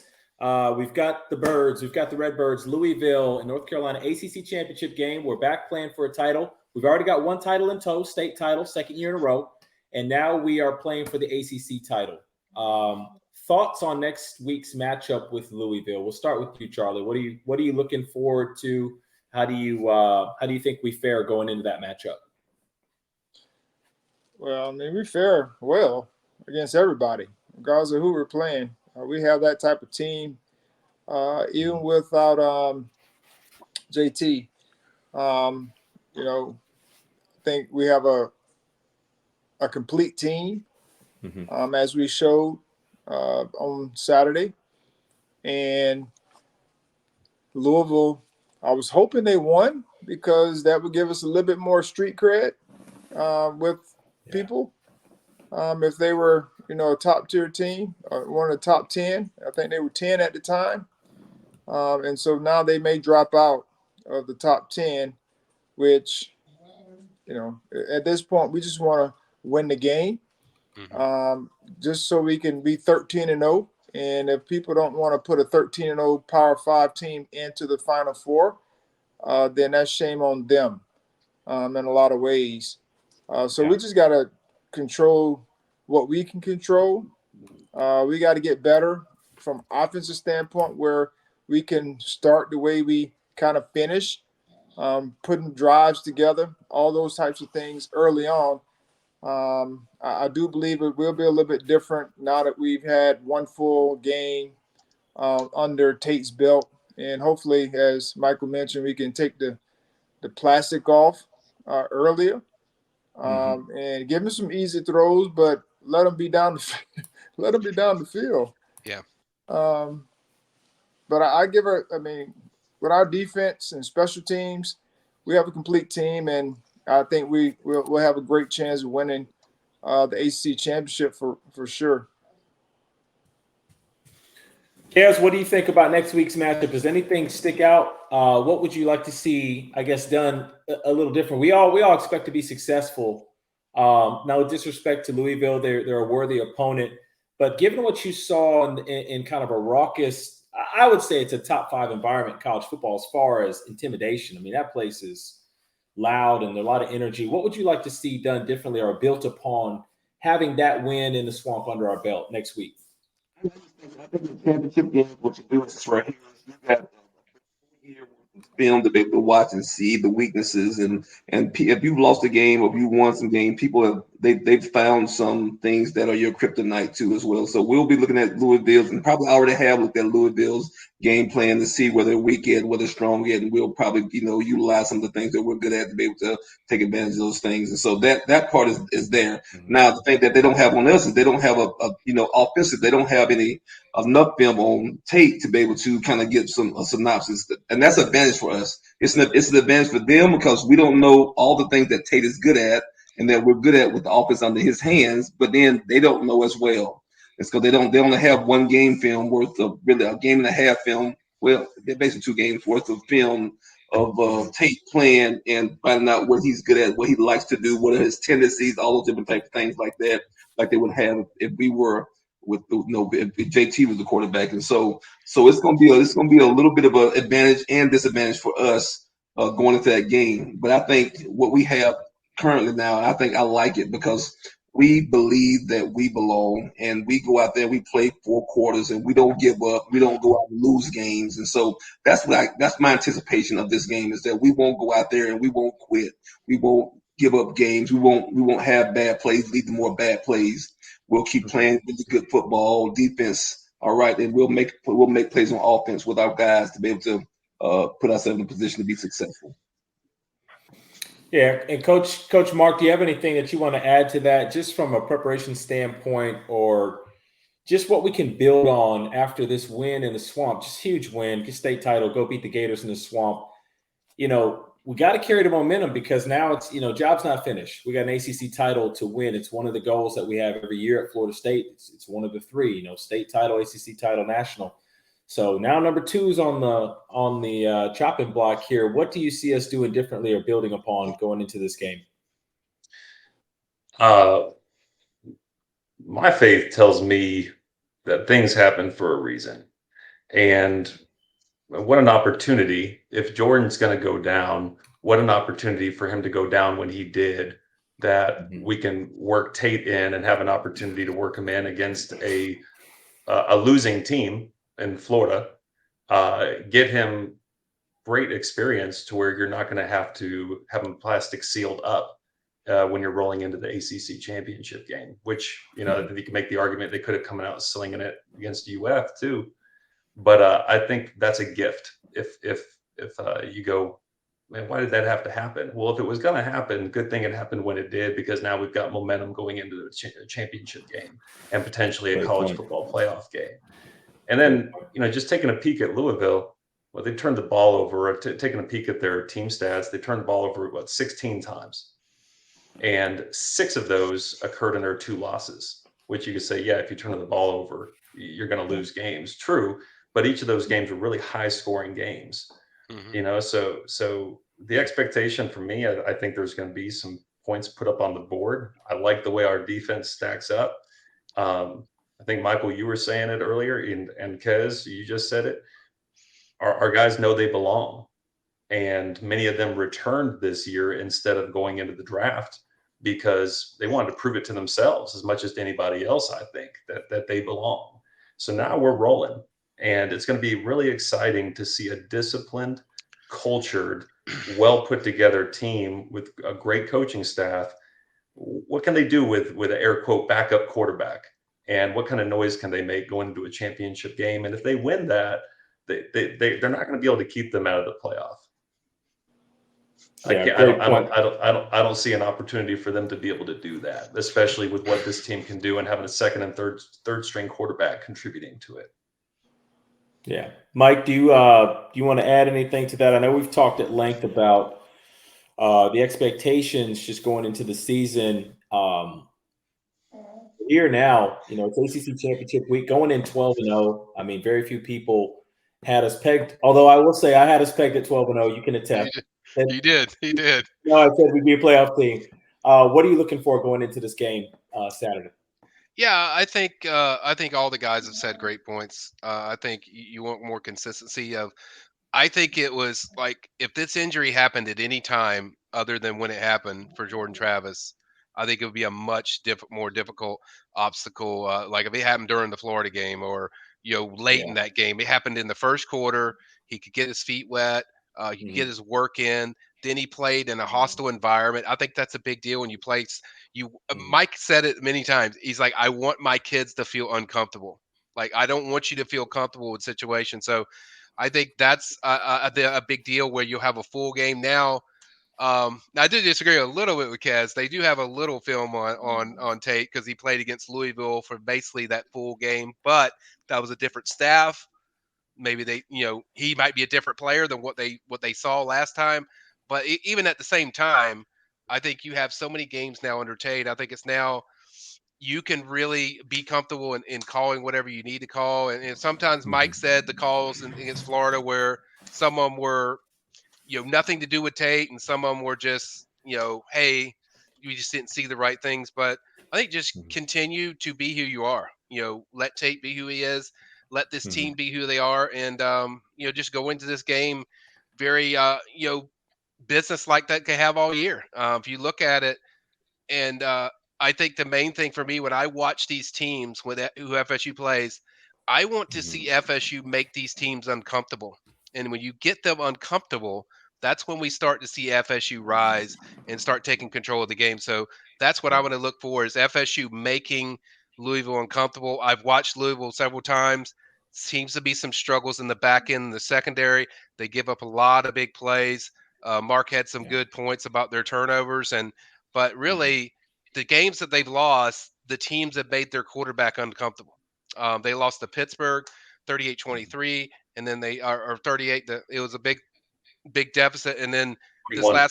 31. So then, and then this weekend against Kentucky made them uncomfortable, and started where he had to press. So I think that for me is the key to the game is just going out there, being who they are, and then just making the other team uncomfortable, and then just executing when they need to.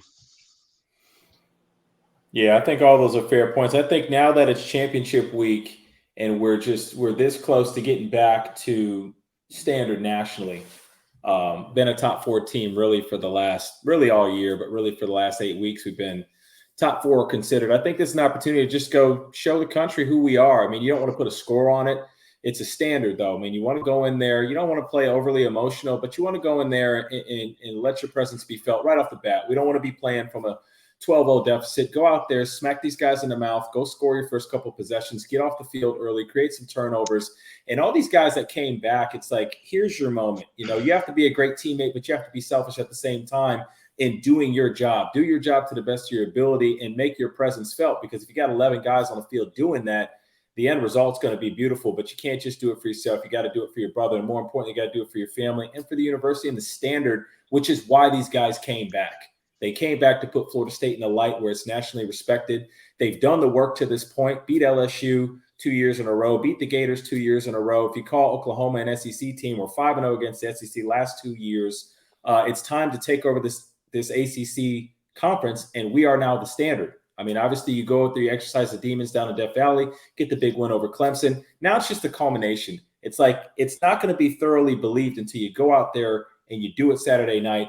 And then it's bigger fish to fry after that. But I just want to see them go out there and be dominant, not to impress Paul Feinbaum or other people who have receding hairlines or lack of hair on their head, but to go out there to do it for Florida State, to do it for the fan base, to do it for the former players, to do it for all the legends, all the greats, to do it for themselves, do it for the families, but to do it for Florida State, to put us back nationally where we belong. And I think this is a great opportunity for Coach Norvell and staff, the players, and I think we will get it done. Which leads us to our last part, college football playoff.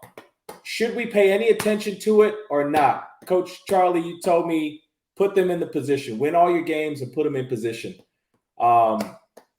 It's hard to ignore all of the scuttlebutt that's going around about whether or not we deserve to be in it, all this stuff. Paul Feinbaum almost blew a gasket yelling about putting Alabama in over all this. Is it anything we even need to worry about at this point, or just win and put them in position? As I shared earlier, we just got to control what we can control.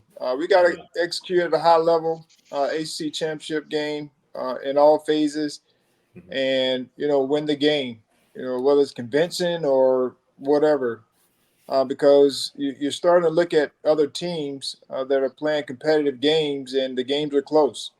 And so these are also great games, even like Florida, great games that help you develop that discipline, that high execution during difficult times like the 4th and 3. Those are great opportunities to grow in those areas, because when you play against top tier teams, you're going to have those same situations, and so it just helps develop that part of your game. From offense and defensive standpoint, our defense was able to get off the field with an interception late in the game to close it out, and you're gonna have those situations in tough games, and so I think we're prepared for it. And what others say that's outside of the room, I mean, they're no different than us. I mean, we all have the same voice. Those that are inside the room are the ones that need to be sharing their thoughts, and they're not able to do that. So we just have to control what we can control and everyone has their own opinion about it. And when it's all said and done, we have to put them in the situation where we're in the conversation. And as I talk to my team or anyone about, all you want is a chance to have that opportunity to be in that mix. And so you have to do your part, put time and energy in to make it what you want. And then, you go out and win all your games. They can't say you didn't win all your games or you have a loss. And there are only a few teams in that boat right now. And so we just still have to continue to put that time and energy in this week to win our game so that we can at least be in the conversation. Because it's going to be hard to keep out a 13-0 team that's in a Power 5 in the college football playoffs when there are other teams that will have at least one loss. There are not 4 teams that's going to have, no losses. Very fair point. Very fair point. Mike, you have anything to add to that? No, I think Charlie covered it. I mean, it's like if the thing is like, and we've seen this with teams, like if you start worrying about how bad you beat somebody or putting, hey, we really need to put our foot down, then you're going to get your focus off what the main point is. The main point is they literally have one game left right now. Win that game. And then if they put you in the playoff, great. If they don't, go to the bowl game, win that game. You're 14-0. You have a perfect season, and it is what it is, and let them deal with it. But you control, like Charlie said, control what you can control and that's what Mike does a great job of within his system and his players is they don't focus on the outside because the expectations of the outside are not nearly going to ever meet what they are, what they expect from their players. So I think the main thing is not really being concerned. I don't think it's really at this point. I don't think it's a big deal because whether if FSU wins or not, they're going to take you or they're not going to take you. I personally believe very much so they will be in the playoff if they win this next game. I feel very confident about that. But at the end of the day, you can't stress or worry if they're going to take you or not take you. Yeah. Kez, do you have anything? Does the playoff, is it even something at this point that are you even thinking about it? Does it even matter to you? Do you see any way that we get left out? The team, I don't think it matters to you. You think about the next game, and you just take care of yourself. In the scheme of things, as far as the playoff system is concerned, I think it'd be hard to not have FSU as a playoff team because this will be something that it'll bite you in the future, right? Of how you pick teams and your legitimacy of being an organization and choosing the champion. And so it would be a shame to have a 13-0 or 14-0 team be an outlier and you crowning the national champion. It'd be tough to do that and have it considered legitimate. And so they would, and I think it would be hard to leave them out of the playoff system because and this right here, because no other team has been so dominant. Last year, Georgia was so dominant. They like ranked top 10 in offense and top 5 in defense and stuff like that. It's hard to leave a team like that out. It's hard to leave a LSU out. It's hard to leave the Alabama out when they've been so dominant across the board where they're scoring 40 points a game. And so, but there's no team like that this year, right? There's no team that's like that. And so you don't have those different dynamics in place to where you can say this team is so dominant. 5 teams are so dominant to where you guys don't fit within that. No, it's not like that. And so I just think it'd be hard to leave Florida State out when there's no dominant teams that are just so seemingly superior. And that's the situation we live in nowadays, right here, where you have to show, you can't win. You can't just win the game. You got to win the game by 50, and to be able to, And I've been guilty of that too as well. But now, as I watch Florida State, them jokers just win. They just win. They have a pattern. They just win, and so you got to give them credit for just being able to do that. They win. Yeah. Coach Mark, college football playoff, are you even concerning yourself with it? Do you care?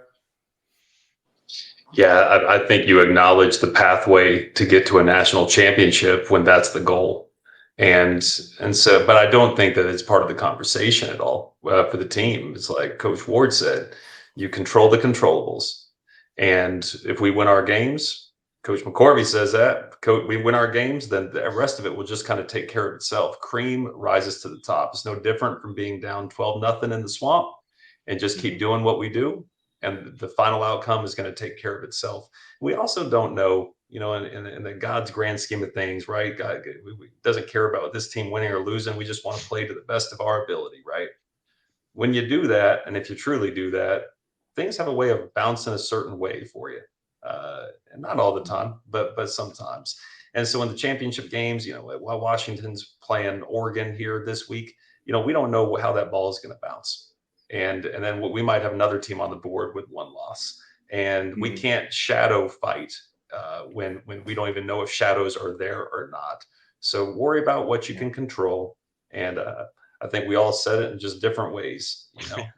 You focus on what you can focus on that actually makes a difference.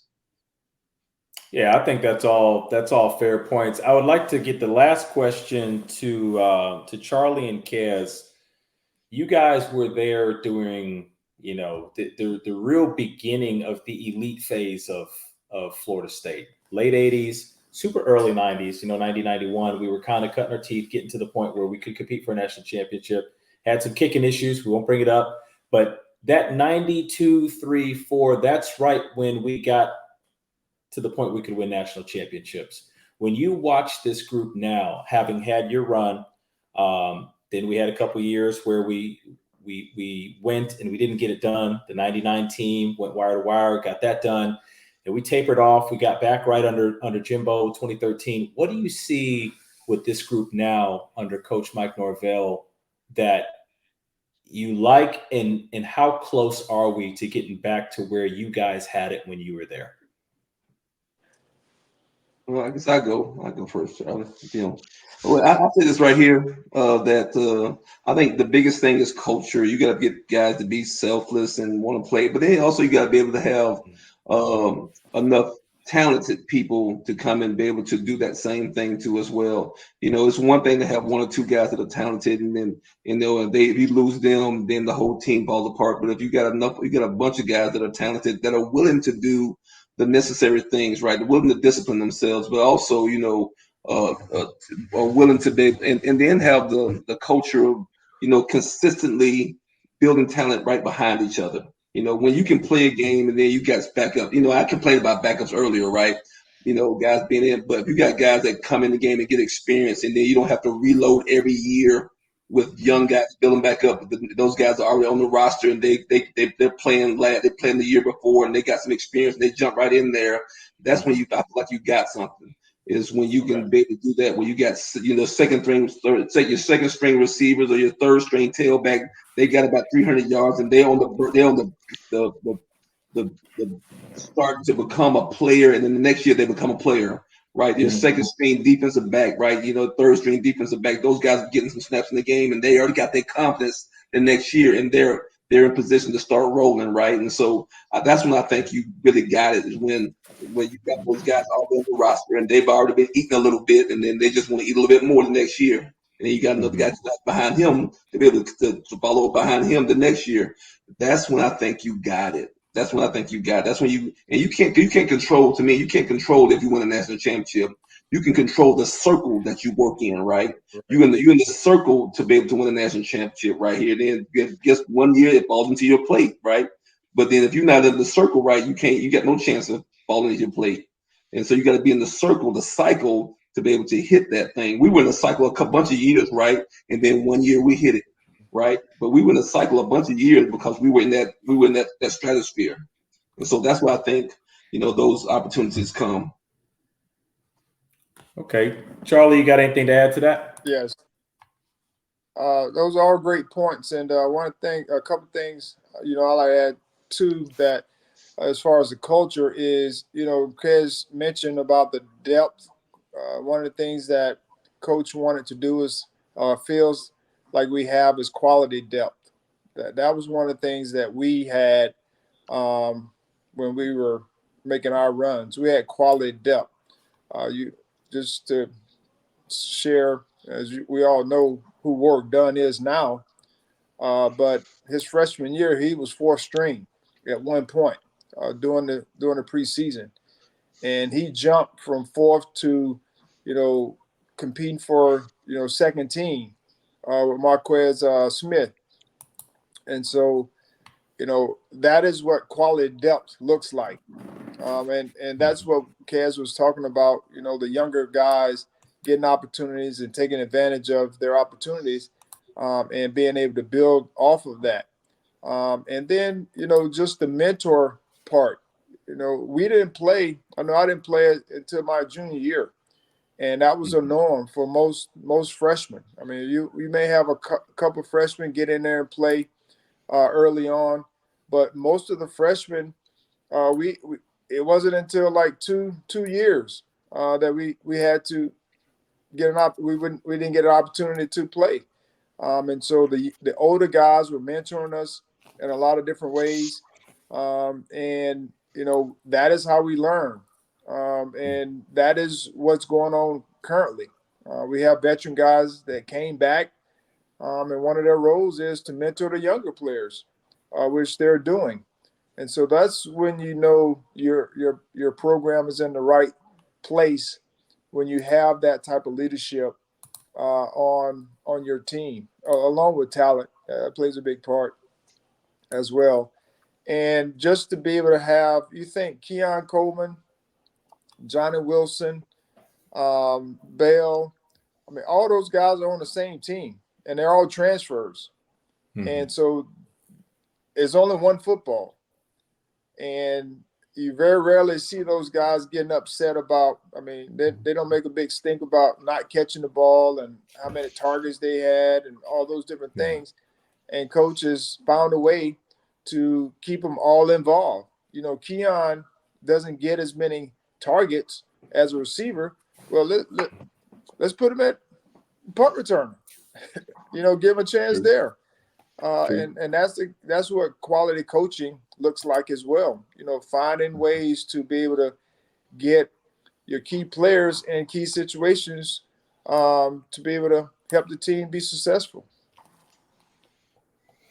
Well, it looks like we're well on our way to do it, and brings us back to some memories like this. Terrific catch. 10 seconds on the play clock. 8 seconds left in the game. Over the middle to Bell. And Bell tackled with 1 second to go. No, they didn't stop the clock soon enough. They should have a second. This is the second of death. Went up. And the officials did not call it. Nosburn. I think God just wanted to give Coach B 2 showers. Well, Bowden tough, boy. That first one hit him in the top of the head. Oh yeah, he nailed him.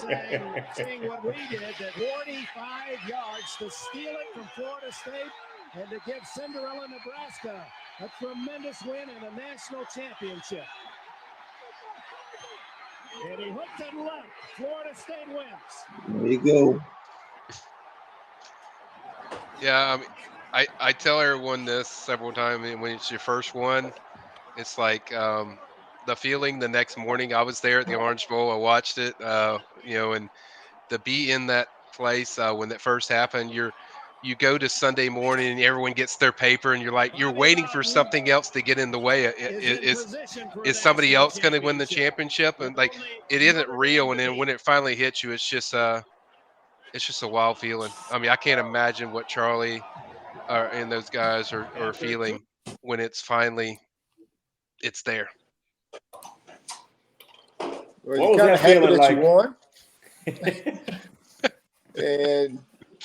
And you're happy that you got across the finish line? Yeah. Twice. So,